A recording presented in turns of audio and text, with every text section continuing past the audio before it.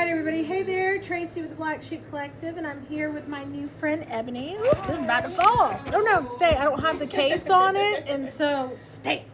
All right, my hair looks crazy, like I've been electrocuted or something. I'm rocking a wig today. So anyway, Miss Ebony is here. She's going to be getting one of our free faith-inspired tattoos. We kind of had a God moment just yesterday meeting for her to come in. I'm going to turn that light down a little bit. Okay. But she walked in, and I wasn't supposed to be here yesterday. I came in just to get a few things that I needed and head out, and she happened to be standing at the door when I came in, and it was kind of one of those God moments because I wasn't supposed to be here, you know? Anyway, so I'm going to get set up while Miss Ebony is introducing herself and telling us a little bit about herself and the tattoo that she selected and what it means for her. We're doing a little extra tattoo on there. She chose something that's still faith-inspired, but not on the flash sheet. That is an option. We can always do an upgrade for a minimal fee and everything. So she's doing that and getting one of our free faith-inspired designs. So we're doing a cross with some beautiful little vines, and we're doing the number 41. And I'll let her tell you why she chose that. Okay, while I'm getting set up. I am originally from South Georgia, so I'm also born and raised. I, the last few years, have gone through a series of transitions. I think the most impactful one was losing my dad. He was always When did he pass? He passed in 2024. It will be 2 years on January 21st. Okay. So it was kind of sudden. He's always kind of had some health issues, but was always just that strong, protecting, masculine father that, of course, every little girl wants to have in their dad. Yeah. So when he got sick, and I'm in the healthcare field, so I have 4 brothers, but I was the one who pretty much assumed more so of the caregiving responsibilities, going to the doctor's appointments, being at the hospitals, just because I was able to talk to the doctors and really just have an understanding of everything that was happening. But it was a really tough space to be in, watching someone who was always so strong transition into someone who was pretty much helpless and couldn't do anything for himself, not even walk, feed himself. So that was a really hard space to be in. Nobody really prepares you for the aging process of your parents. You just kind of grow up, and one day you won't have them, but you don't really prepare for that moment. Yeah, you just think they're always going to be right. there. You know? I mean, you kind of know because that's what happens. I mean, that's right. That's life. It's inevitable, but at the same time, you're like, oh, my parents. You think they're invincible. You think they'll live to like 100 or like 90. You don't really think that you'll lose them when you're in your 30s or even younger. And yeah, that is not something that I don't even know if you can ever prepare for it, even when it happens then. But definitely not. I don't feel like when you're young in your 30s and kind of just getting started with life. So that was a really hard transition for me. I kind of felt like I was grieving while he was still alive, because while I had faith that he would get better and hope, also I think the nursing side of me just kind of seeing what was happening. You knew I already? just knew that he probably wasn't gonna get better, but also still putting on that strong face for him whenever I would go to visit, because I didn't want his face to dwindle either. Yeah, because he knew you were a nurse, and he right. knew. So if you're scared, you know what I mean. That's kind of how it is when you're a parent, you know. Right. So you kind of had the parental role, like you got to be the strong one for him, so that you don't, especially with your knowledge and everything. And that was really hard. It was hard being in that space of, it fell. Oh. Oh, we gotta change these gloves. That's okay. Oh no, I'm gonna put something up here to hold it. But yeah, just being in that space between what you logically know and then what you're trying to have faith to happen, like that's a really hard space to sit in and operate in. So when he did transition, there was just a lot of feelings, grief, sometimes guilt, wondering if I could have done more, maybe advocated more on his behalf, at doctor's visits or in the hospital. And so after he passed, it was just a really rough period of me grieving, but also not really taking the time to sit and process that grief. Just kind of throwing myself into work, into motherhood. How many kids do you have? I have one. He's 8. So at the time he was 6. And so school and sports, that kept me busy, but it also kept me from really processing my grief. And so in the last year, I just started being more intentional about processing, not just the grief from my dad, but just heartbreaks I've had over the years, recognizing that I was never going to be able to become the person that God really had called me to be without giving him the hurt and the pain and really processing it and allowing it to be healed. So for me, 41 in the Bible, 40, it rained 40 days and 40 nights. Jesus fasted for 40 days and 40 nights in the wilderness. And 41, there was always a new beginning on that 41st day. So for me, 41 represents the end of the pain, the past, the trauma, the grief, and represents the new beginning set of grace and stuff. Yeah. You seem like you got me goosebumps in it. But you seem like you seem joyful. You seem like light. You know what I'm saying? Like, is this because you finally feel like you're in that place in your life where you are able to step into who God wanted you to be? And it wasn't easy. I think for me, like, I grew up Right in the middle? Yeah. Okay.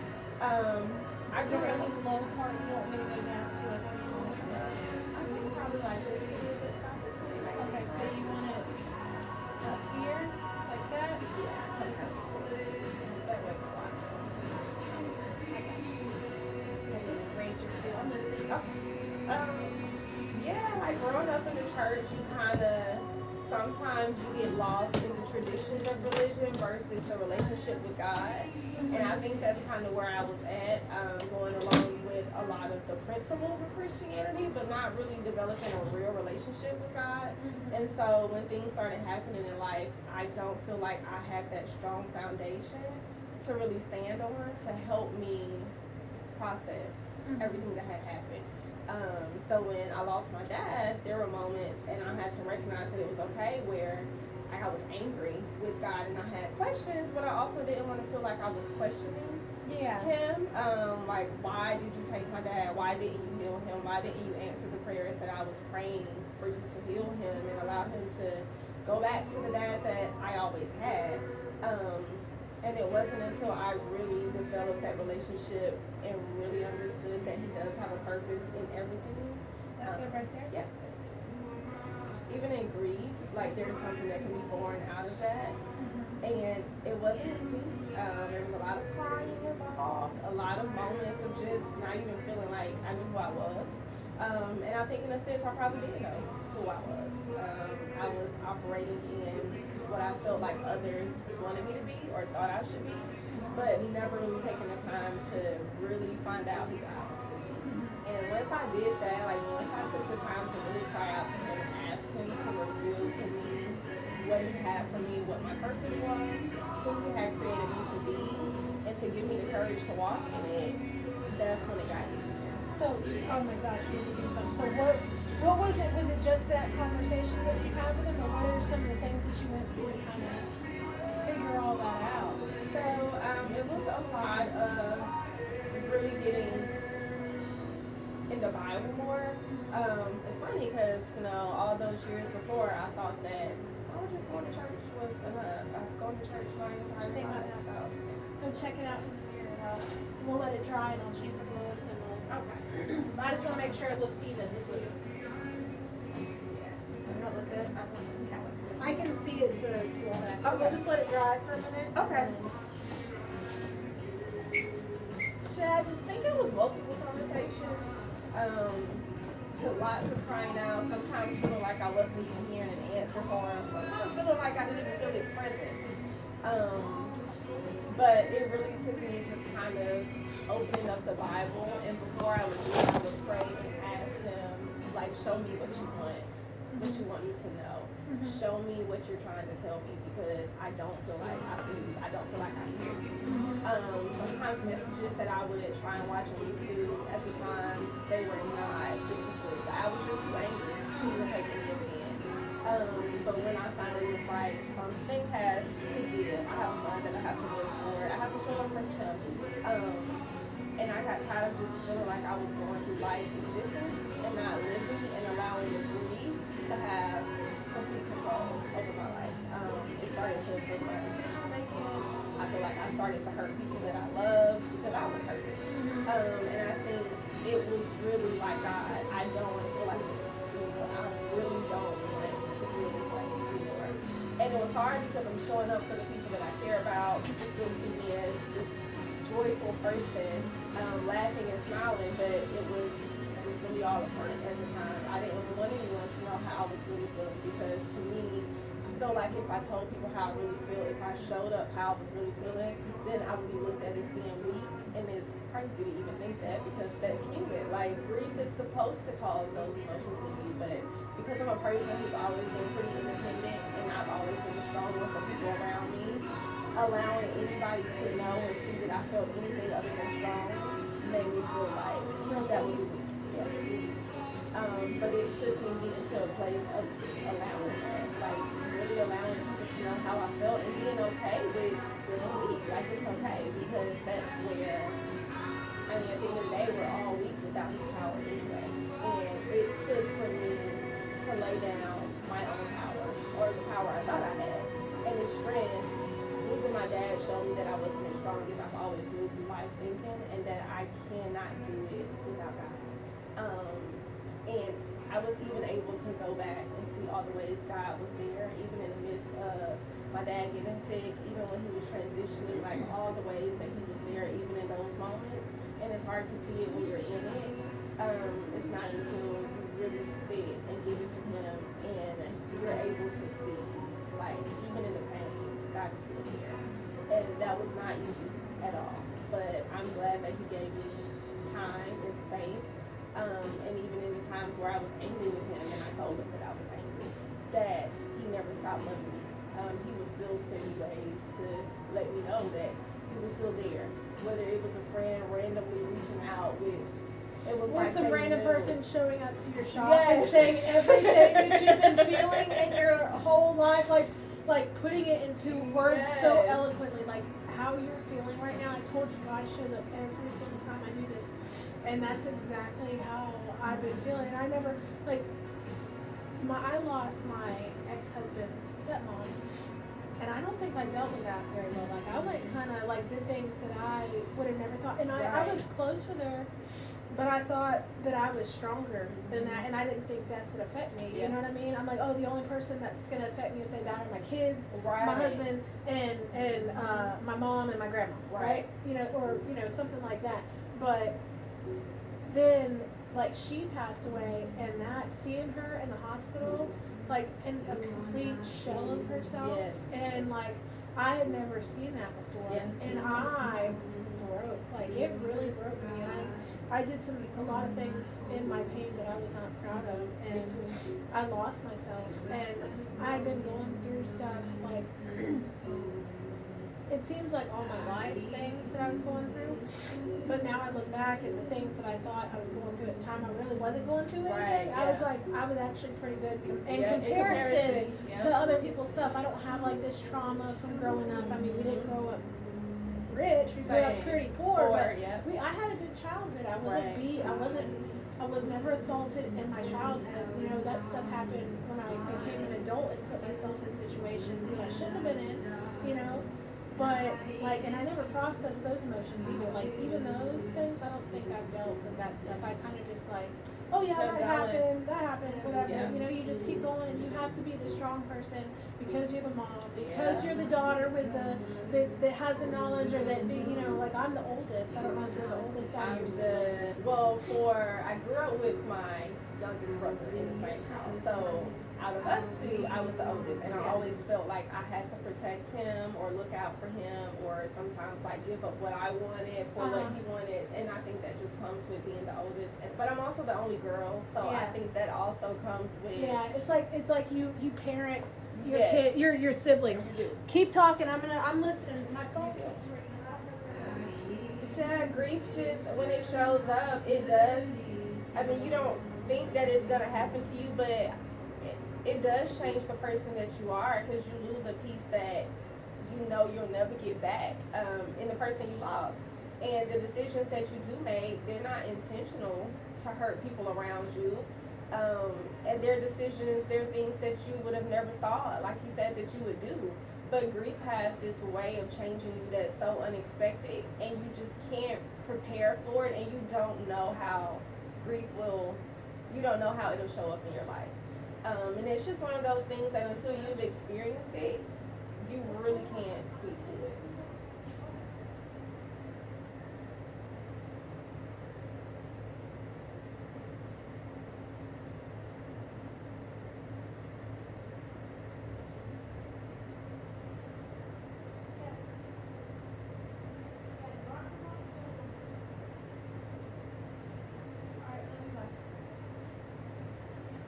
Sorry about that. That's okay. My kid kept calling and calling.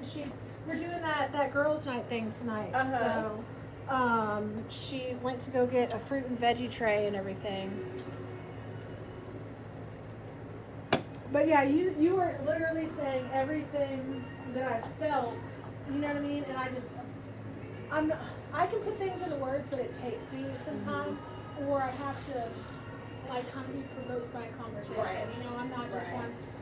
Like I know how I feel, but I haven't really thought of put it into words yet. Expressing it, yeah. And that's not always easy.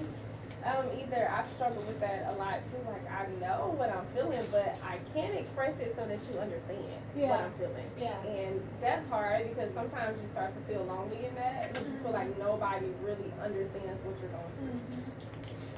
Well, I understand. You said everything that I've been feeling, so I'm there with you, sister. Yes. I'm just, yeah. It really is.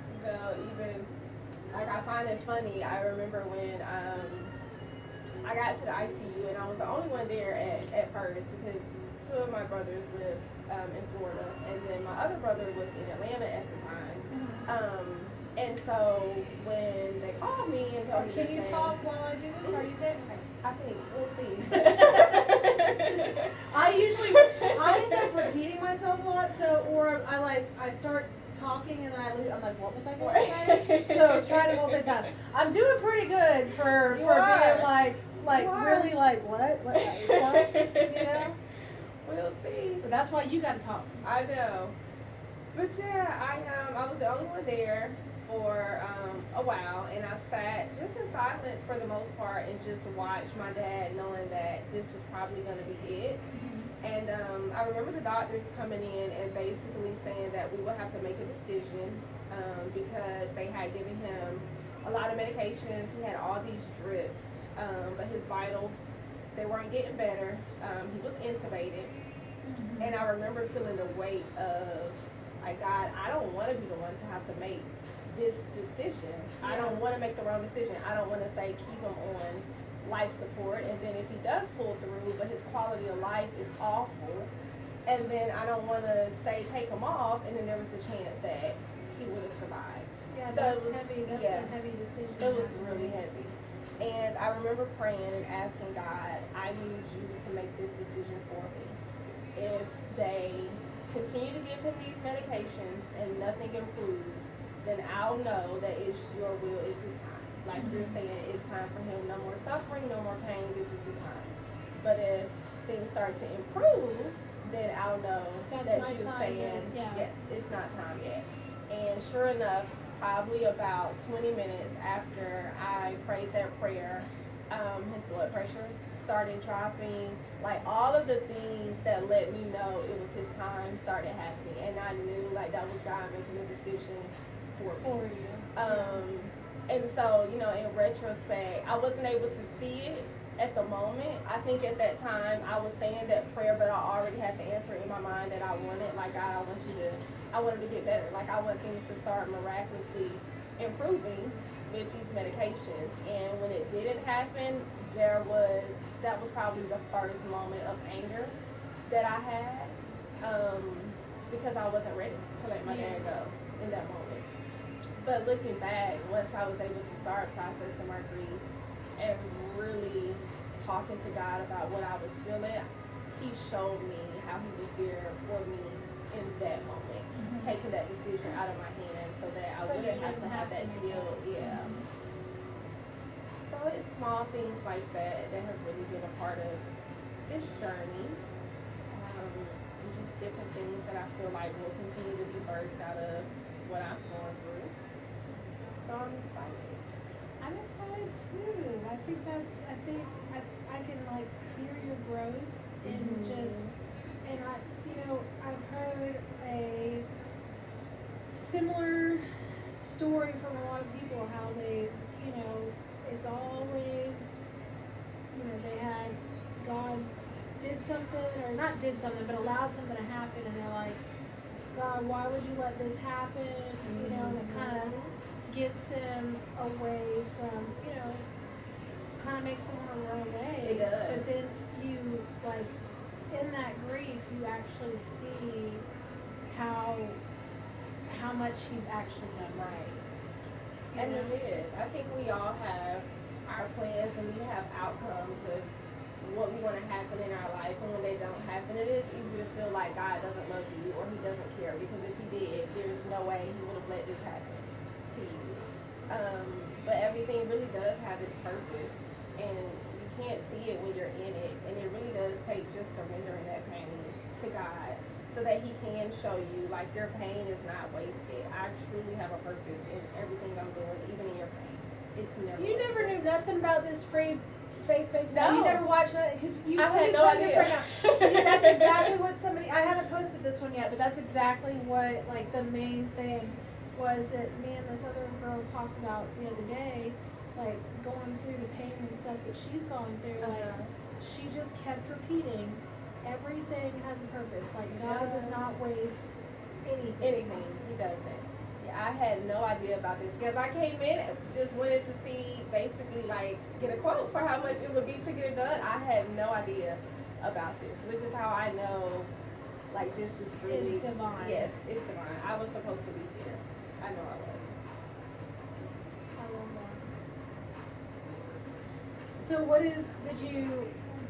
what are some things that you've seen happen in your life that like God showed up in like in your journey that you've been having recently? Like what are some things that like he's done for you?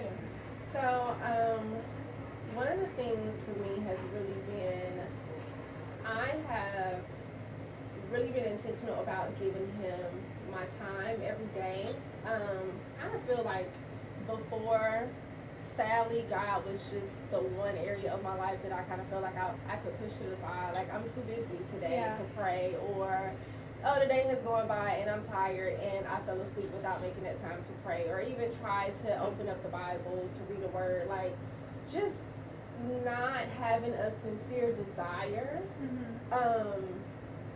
to really want to spend that time with him. And I listened to, there's a pastor on YouTube, Pastor Mike Jr., and I remember him saying one time that when we think about miracles, we always feel like, usually we think it's supposed to be some big gesture that's the miracle, and sometimes the miracle is just God changing your heart. And when he said it, I thought about all of the ways, things that I used to really enjoy doing, attitudes I used to have about certain things, and I remember praying and asking God to give me a sincere desire for a relationship with him. Like, I didn't want to feel like it was fake or forced. Yeah. I really wanted a genuine, intimate relationship with him. And that was my steady prayer. And when I first started doing it, when I started trying to read the Bible more, and even sometimes praying more, it almost felt fake. But I just kept praying that prayer, like, just give me a sincere desire for a relationship with you.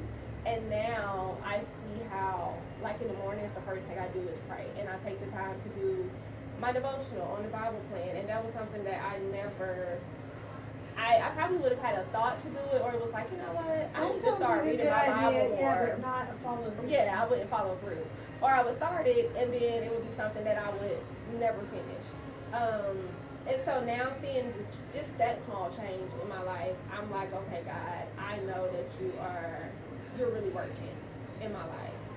Even prayers that I prayed on behalf of my friends, different things that I've asked God to move for on their behalf, and I can see it, and I know, like, okay, God, You for real. Like, sometimes it feels like he doesn't hear you, and praying can feel weird. It's like, does he really hear? Like, can he really hear me? Is he really listening? But then when you see all this stuff Yes. that he does, you're like, okay, that's weird. Yes. That's crazy. Whenever I see things happen, I'm like, Right, me too. Yeah. anybody else see that? You see what just happened there? I definitely, and it's funny, so, one of the things that I feel like was birthed out of the pain with losing my dad, me being in healthcare, I was able to really advocate for my dad a lot. I was able to kind of ask the right questions. The information that doctors would come in and say, I was able to understand what it was and explain it to my dad in a way that he could understand. But I really did a lot of advocating for him to get the kind of care that he needed. But then I thought about people who don't have a person like that in their life, and how some people are hospitalized and they don't know the right questions to ask about their care, or they're overwhelmed by the information that they're receiving, and how they don't have someone that can be there with them to advocate. And probably about a year ago, I started thinking about how the way I was able to be there to advocate for my dad, what if I was able to start something, an organization where I was advocate. hoping you already did that. I 'Cause haven't. if you haven't, I was gonna be like, I'm working on listening to people, but I have to interrupt sometimes because it's just like I was gonna say that, and it's just like, again, that's another God moment It for me, is. having, that we're on that level. It is. So you started something? I haven't yet. I told myself that this year was going to be the year that I got serious about looking into what I needed to do to get it started. But I had a moment yesterday, which yesterday was just so full for me between coming here and having a conversation with you. But I was at work yesterday and I had a book on my desk that I honestly just bought for desk decor. It's just been sitting on my desk with some little decorations on top of it since August. And Monday, like something said, so open the book up and see what it's about. It was called, I think it's called Walk in Grace, Live in Love. And so I started reading it Monday, and it's like a daily devotional thing. Every day has a different reading. And I've had it just laid out on my desk open for each day of the week. But yesterday, for whatever reason, I decided to pick it up to close it. And when I did, these sermon notes fell out of the back. Now, also, I bought this book from Goodwill. So it wasn't like I went to the bookstore and got it. So whoever donated the book had left some sermon notes in the back of the book. And as I started reading them, the whole theme was, the topic was bold faith. It was stepping up bold faith. And the entire theme was about service to others, and how we're saved to serve. And by serving others, we're serving God. And so I went through this and I was like, wow, this has got to be confirmation that I'm supposed to start this organization. But then when I looked up at the date on it was the exact month, date, and year that my dad passed. Oh my God. So I was like, in the moment I was watching my dad transition in ICU, someone was sitting somewhere in a church receiving a message about service and being of service to others that would fall into my hands almost 2 years later. Like, it was unreal. And then I came here and talked to you yesterday, and I was like, okay, I know that that's another one of those moments where I prayed and asked God to show me my purpose, because I really didn't know what it was for a long time, but I wanted to know. I didn't want to just keep going through life feeling like I'm going to work, but I don't feel like I have purpose yet, or I don't know what it is. So that's been the one thing that I really have also prayed a lot about. Like, God, just reveal my purpose to me, because I don't want to leave this earth without having ever walked in my purpose. Like, I don't want to do that. So when that happened yesterday, I was like, what are the odds that this happened? This message, somebody got this on the same day my dad passed, and I just so happened to buy the book from Goodwill that it was stashed in the back of almost 2 years later. Like, unreal. And just for decor. It was just for decor. Like, you didn't even know. No, I had a plant and like something else sitting on top of it since August. Like, didn't open that book at all until Monday of this week. And had no idea that was in the back of it. No idea. Yeah. So when are you getting started? Well, so I've been working on trying to figure out a name for it first. I figured if I start there, then I can get moving with everything else. So I guess officially I started because I've at least started brainstorming on a name. So I guess that counts.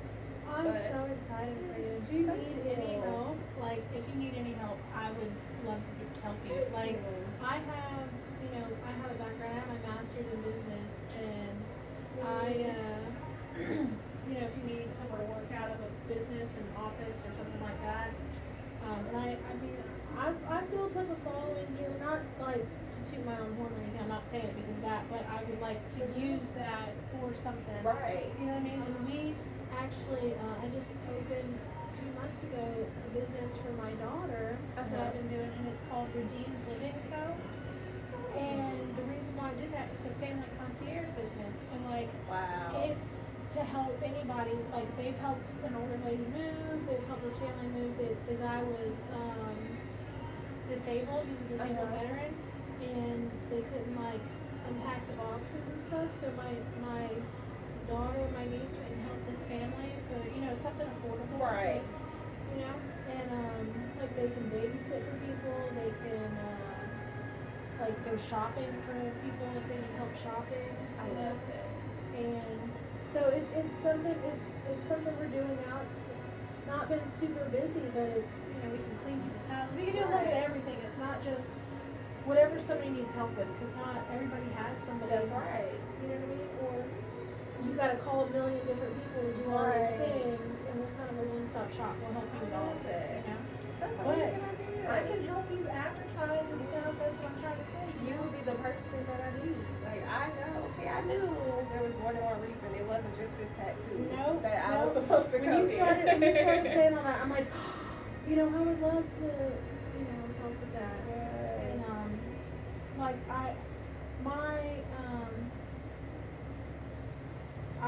I've had experience with hospice and stuff, and most of them have been really great. You know what I mean? But then you hear stories. I need to put you in touch with the other girl that I was talking to yesterday, because she had a very similar story. Well, I don't know if necessarily your dad was mistreated, but she had her nana was mistreated. She's a young girl, and she lost her grandmother and her grandfather and grandmother got Alzheimer's and everything. And but it made me think of that, because she's a nurse. So that's somebody. I can hook y'all up, because you guys.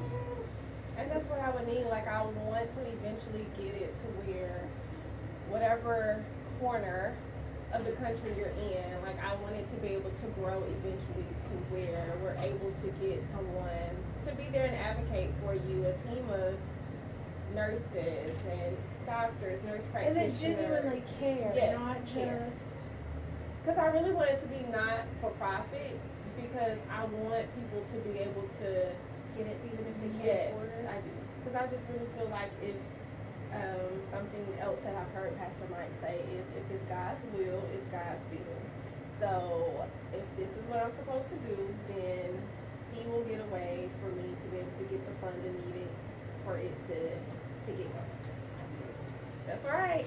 Listen, whenever God called me to do this, I was like, God, it's slow. Right. I don't want to do free tattoos.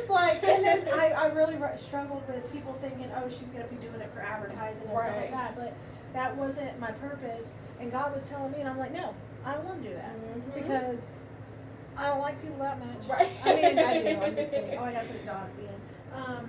But I mean, I like people and everything, but also doing stuff for free. This is a business. Right, it's a I don't make no money if That's it's free, right, yeah. And so, I mean, I did do the deposit thing, but people get it back, and that's so that they actually participate in this, Right. and more people can learn about it and participate, and hopefully it'll help somebody, because look, like all the stuff that just happened right here between us. I know. Like, how many more people are hearing this and would be like, hey, I want to talk to Ebony Right. because I've had the same thing and I want to work for her and help her with this not-for-profit. You know what I mean? Like, That's the beauty of God. That's how He works. You have no idea what's happening in the background for you on your behalf, but when it all starts to come together, it's like, okay, God, you really was working the whole time. I know. That's like, my mind is blown every time and I just don't even know how to put it into words. So that's why I started recording, because I'm like, people got to see Right. this. Like, people got to see what's happening here. I need to get better at downloading it, because that's one of my problems too, is kind of like what you were saying, is finding that time, you yeah. know? And that's why, even though I have a hard time sitting and reading, like, because my Me too. ADHD, I'm like, I got a audiobook, so I'll listen to it while I'm driving and stuff, but that's why I love going to church, because my pastor, like, I'm about to write a post about his sermon that he did on Wednesday night. I literally yelled, I don't know how many people heard me, but at the very end of the sermon, I'm like, mic drop. And, it's like me, I have to catch myself in church because I be wanting to say period so bad. I'm like, that's probably not going to be acceptable if I yell it out. No, if you yell that out in our church, I'd be like, yes. Do you still want shading in it? Yes. Okay. But yeah, it mind blowing. Mic drop. I'm gonna. Do you have a church already that you go to? Okay. Well, I want you. Even I'm not gonna try to steal you from that church, but I would love for you to listen to this sermon that we just listened to the other day, because like it is literally it talks about not only how to be the church, but like how to be the church. Right. You know what I'm saying? I love that. And so like. It helped me so much too. So I mean, I love how he puts things into words. And he explains things very, very well, and he's real about it. You know, but he's not afraid to be human too. Right. You know. And I love that because being the church, it goes outside of the walls. Like the church isn't, the building is just a building. The church is the people, and I think sometimes people forget that. And they just equate the church to the building, but no, that's all it is. That's the people. It's a place where the people, the people of the church gather. Right. That's all it is. You know? And that's something you talk about service and all that. Like I literally, you know, I was in the military.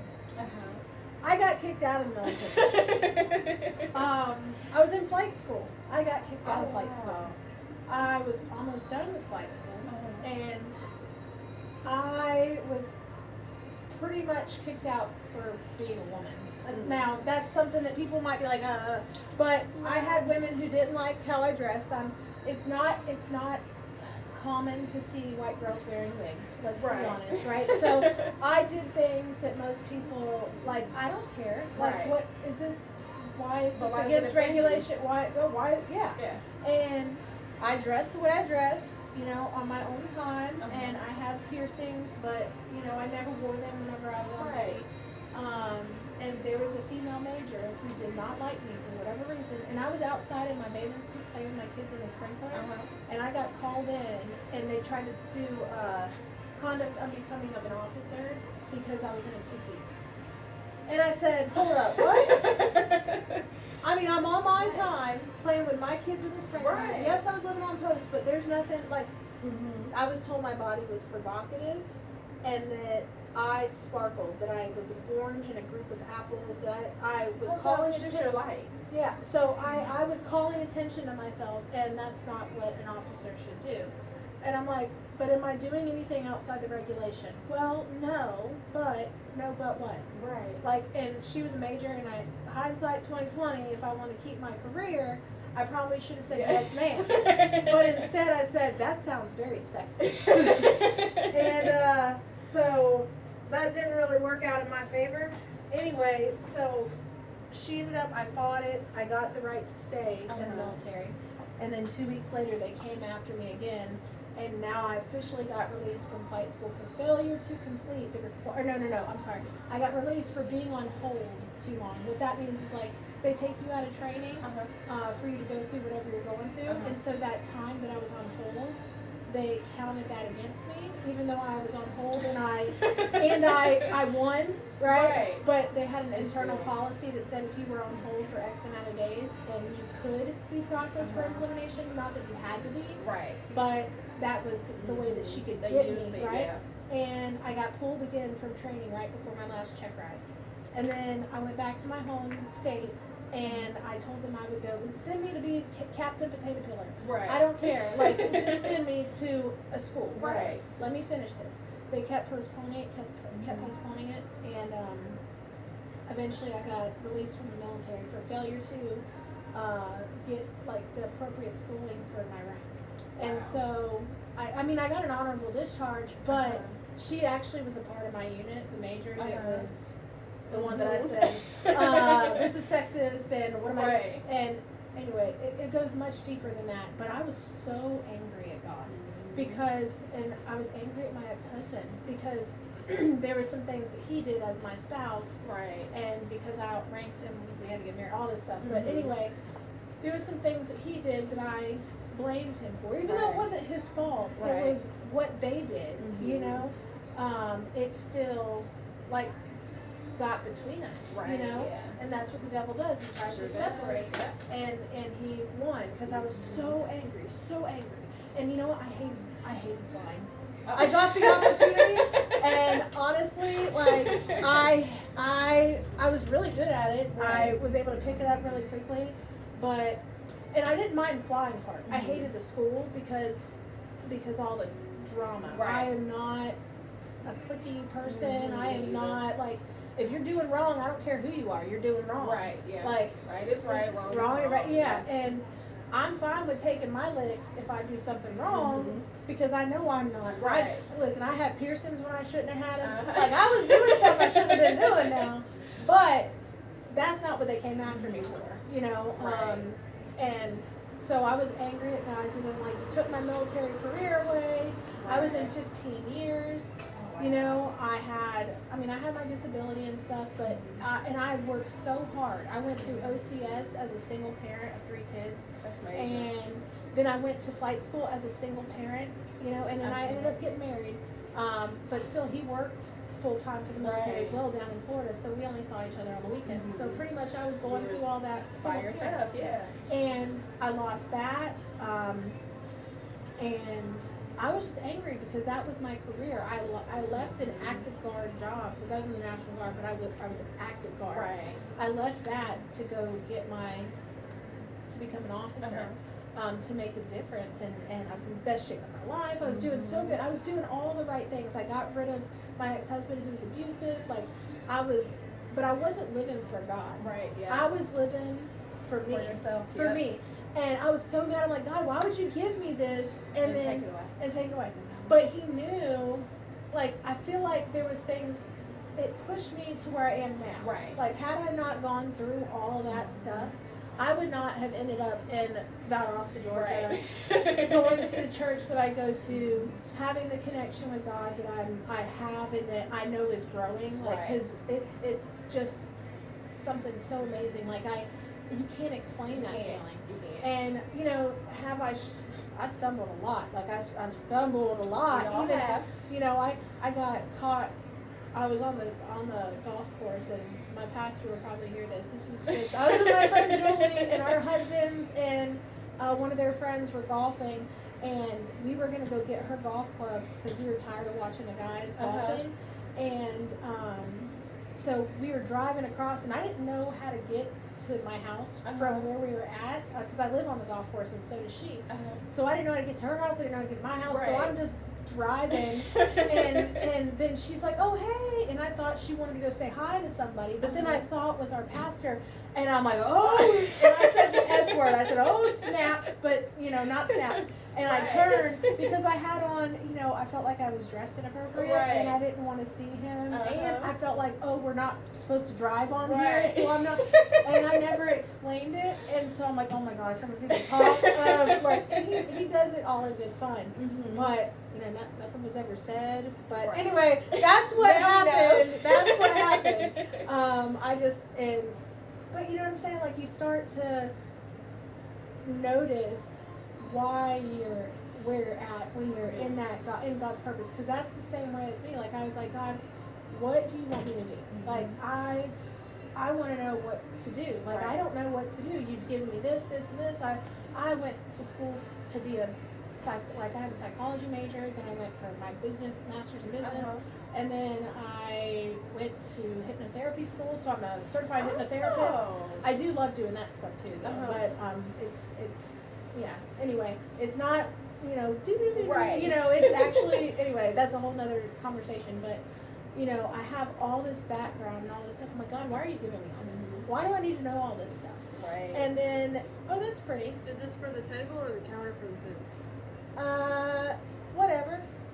We'll probably be playing games at the table, so do wherever you think. She's like, that's not helping. I don't know. You decorate. Love you. Anyway, I lost my train of thought. Now, thanks. I forgot what was I saying. I lost mine. But just being here, you know what I mean? I don't even know. I forget where we were, but looking back at all the things that I had to go through, and I'm like, why, God, did you do this? Like, and then him just showing up, and my life is in a completely different place than where I ever thought it would be. Yeah, me too. And it's something that I've kind of always prayed for, but until, and it's not even necessarily I prayed to be a tattoo artist. Right. I prayed to be in a job that I didn't feel stressed at. You know what I mean? Because I feel stressed. Don't get me wrong. Right. It's not so much from the tattooing side. That's a part of life. I'm stressed about the owning your own business Right. and being an entrepreneur and having to. I'm stressed about the advertising part. Right. Like getting the people in here. That's what stresses me out. I'm not stressed out when we're doing this. I'm stressed out. My hair looks crazy. I look crazy. But you know what I'm saying? That's what stresses me out. And I've had to just sit back and realize God has gotten me here so far. Like He's provided. I don't know. I've stopped being stressed out about it because I know He's got my back. Because I feel like I'm finally living in His will. Right. You know what I mean? I don't think that it really. I kind of happened into it. He knew I needed something that was going to be fun, be different. Because I can't do the same thing over and over. Yeah, again. I'm the same. I get bored. Yeah, I get bored. I need to have a conversation. I like Yeah, talking that's to me. people, but Yeah. I don't want to be on a schedule. You know what I Right. mean? And I was a server, and I love that. But then sometimes, okay, I gotta go get your food now. Right, yeah. You know, this I can kind of do at my own pace. I'm not rushed, and I make connections with Yeah. people, and I get to talk about Jesus. And whoever would have thought? Like I thought I was an atheist when I was growing up. Like I Wow. thought that because I had questions, I thought that that must mean I'm an You know, atheist. yeah. But it was just I didn't know. You just wanted to. You wanted to know. You I just had did. questions. Yeah, and I don't like sitting and reading. Right. So and I would go to what, baby? I have some in here. Here. My pastor explained it so good on Wednesday night about churches and about how you can go to a dead church and like where it's like, okay, 9 o'clock we start, 10 o'clock we we're end. out. Everybody leaves. We're gonna sing these songs, no deviation. Right, Everything is gonna be just so so. structured. Yeah, and like that does like you can't do that with Because you're God, not allowing the Spirit to come in and move in that place No. when you do that. Mm-mm. Like you're really trying to keep the Spirit in a box. Yeah. And you can't do that. No, and if you just close it up, like if you gotta go get your kid, we could close it up. But Right. I think I have these. We've been going for 48 minutes. Some go for 20. Some go for over an hour. Some go because you can't, like you said, put him in a box. Yeah. If you want him to do everything, do, yeah. yeah. Like we're in a rush too We are. much in We life. And we want, I heard something, my brother's pastor, he said how we want God to give us a map. And because on the map, you're able to see your entire trip from the beginning to end. You can map it out from the starting point to the end. But God gives us GPS turn-by-turn directions. And that was so profound because I'm that person who wants control. Like, okay, God, whatever you want me to do, I need you to tell me now, and I need to know everything I need to do to get there. I need to know what's going to happen along the way. But that's not If how you God tell me works. all the struggles I'm gonna have, I can prepare Right. for them. I could do some studying. Like, Right. okay, this is how you handle this Yes. situation. But God wants to. That's not gonna make you grow. It's not. And it's not going to make you. It's not going to develop your faith because No, faith because is, He's already preparing you. You don't need to know No. because He's already preparing you. and He's prepared what you need when you make it to that destination. Like you have no idea why you go through things and why you end up in certain places or meet certain people, but it really is God working everything together for your good. Like sometimes that's the hardest thing to feel when you're in it, and it's so hard and it's painful, it's uncomfortable, it's not going the way you thought it was going to go, and you have all these questions, and that's okay. I think we also have to give ourselves grace and give ourselves permission to ask God those questions and not feel like that means you don't believe in Him or trust Him just because you have questions. But you just really, at the end of the day, have to know, like, God is the best father. Like, as great of a parent any of us could be, it doesn't even begin to measure up to how great of a parent a father God is. Oh, I know, Like, I'm not. it Casey, am I the best parent ever? doesn't. You see that face? She's like, I said, am I the best parent ever? That was a lie. That wasn't. That was a lie. Friends don't lie. It wasn't a confident short. Friends don't lie. Anyway, yeah, I like this connection. I think it's awesome, and I think we are gonna like. I hope we still remain We friends will, after this and yes. everything. I feel like this is like ordained. Like, Yes. God brought me here. There's so many places in my house, there's so many shops I could have went to, but I was so drawn. Once I found you on Google, I stopped looking and I was like, I have got to find her. Like, Yeah. I have to get her to do this tattoo. And I thought I was just coming for a tattoo. Yeah. Like, based on the ratings, that really was why I came. I was like, oh, she's got 4.9 stars. Like, that's I got unheard 2 of. bad reviews, and I can explain both of them. We're not gonna talk about But we don't that. get to talk about that. Yeah, we We don't ain't talk gonna about talk about it. I already, you know what? It's in God's hands. That's so, right. That's but- right. Yeah, the good outweighs anything that. No, we're not worried about those. So I do think this. Well, is, was I everything you expected? You were. You actually were more. You were. It was more. I am an introvert at heart, so it's usually hard for me to kind of open up and just talk to people that I don't know. But you really like this. I know God was in this connection because it feels like I've known you longer than I have, Yeah. and just being able to talk to you about life experiences, and even knowing that we've had some of the same experiences. Mhm. Yeah, I feel like that's right. Me too. I got a bestie. I love it. All right. Well, what I'm gonna do, I'm gonna let you look at it. I mean, you've seen it Yeah, upside it's down, good. but if you wanna go look at it in the mirror, I think that it ties in. You can't even. I mean, you can tell it's a 41, but it doesn't look like 2 separate tattoos. Kind of. It's really nice. I like it. Pretty. I love it. I love it too. Very pretty. Hey, go show the peeps. Go show the peoples. This is So pretty. So pretty. All right. Well, I'm gonna go ahead and say peace out. Bye. Bye.